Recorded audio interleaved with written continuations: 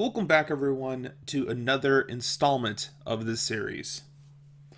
Now, I'm friends with people with autism. I've got a lot of friends with autism. And before you're like, oh, what a shocker, the person with autism is friends with other people with autism, I will listen here, okay? We have something in common.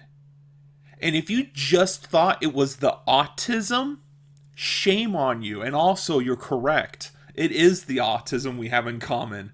But also the fact that most people with autism, we tend to gravitate towards the same thing, right? Most, I'm not going to say all because I'm not going to assume every person with autism has watched SpongeBob, but most of us have. Same thing with Pokemon or really almost anything from PBS Kids. Like, I've talked to a lot of my friends who have autism. Some reason we've all seen Cyber Chase. We've all seen Clifford the Big Red Dog. We've all seen Arthur, right? Those are just I can meet someone with autism and I can just be like, who lives in a pineapple under the sea, and every single person with autism will just unanimously say SpongeBob SquarePants, right? And the thing is that all of us realize we sound like sleeper agents, right? Like when we do that, it sounds like our phrase has been activated, our code has been turned on. But it's also like really easy for us to find out who's got autism. And I don't mean that in a mean way, but for the most part, the moment I start singing Dragon Tales and everyone else is starting to sing along, oh yeah, I'm with my people. I'm I'm with them. They're here. I found them. I've also noticed that for some reason, whenever I meet a group of people with autism, we also gravitate towards very similar hobbies, like collecting things. A lot of us like to collect. A lot of times it's rocks, sometimes it's seashells. I know what you were thinking, oh, Yu Gi Oh cards?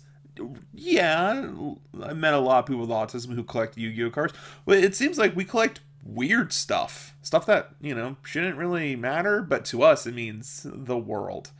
Collecting little rocks, little buttons, collecting seashells, sometimes sticks.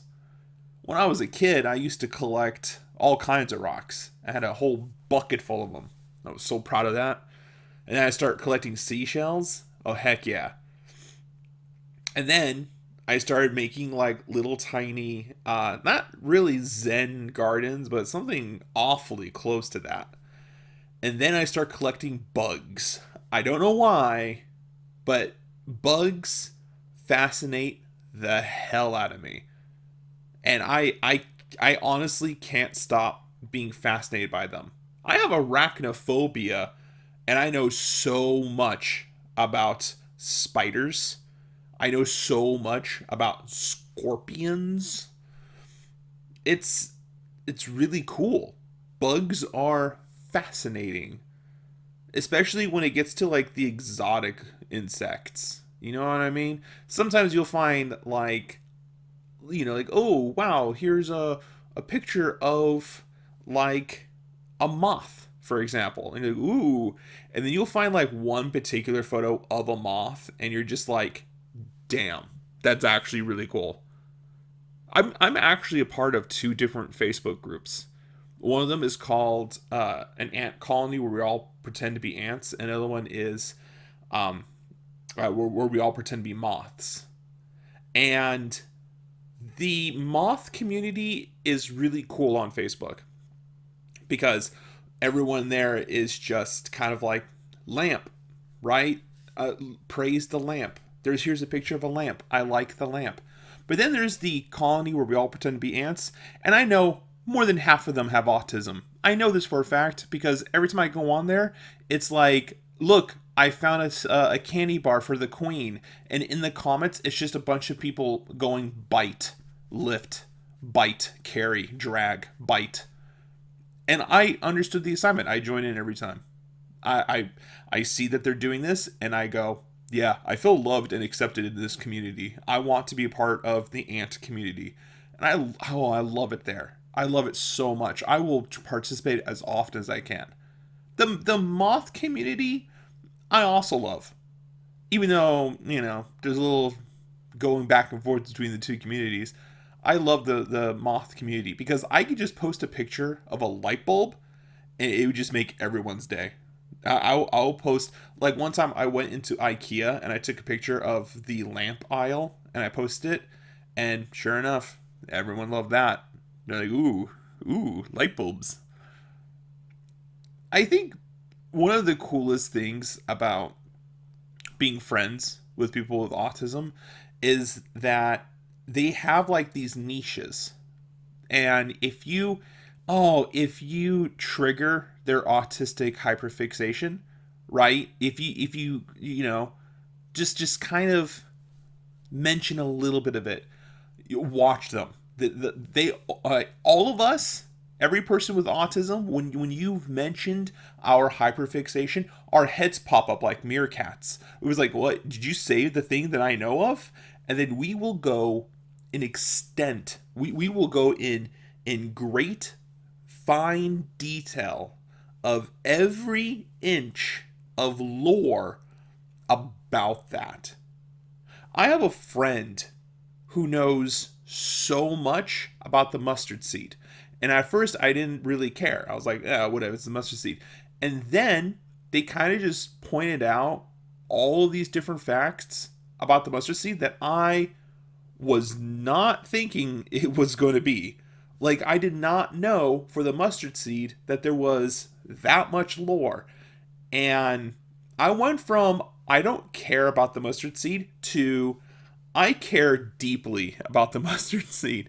Tell me everything again from the beginning so I can pay attention this time, because now you've got my interest.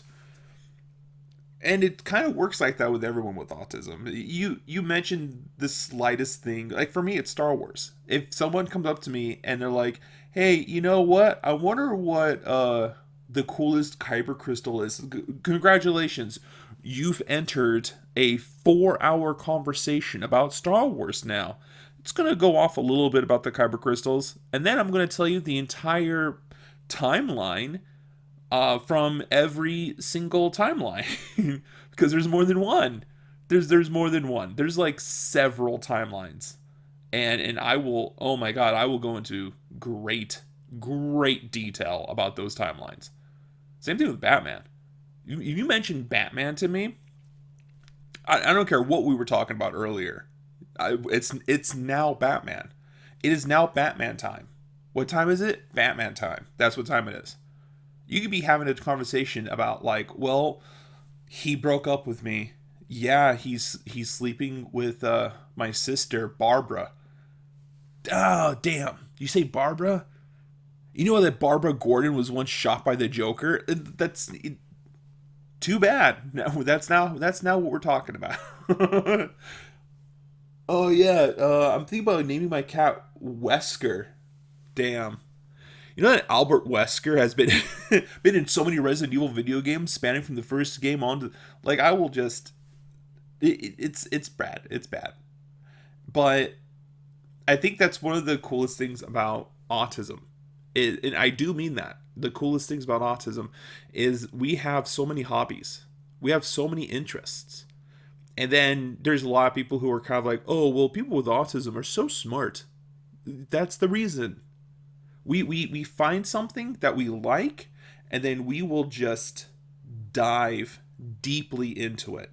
And then the moment you mention our code phrase, we're like sleeper agents. We've just been activated, and now we're going to talk to you about that thing that you just told us. It's happening now. Oh yeah, I think I'm gonna. Here's a good one. I think I'm gonna, like, leave now. I'll be back same bat time, same bat hour. Damn, dude. Did you know that in 19 I just you've activated my code phrase. My sleeper agent has just woken up. Now we're going to talk about Batman. I think the phrase I was originally supposed to say is same bat time, same bat channel. That's what I meant to say. I love that I messed that up. That's cool. But that's going to be it about this episode.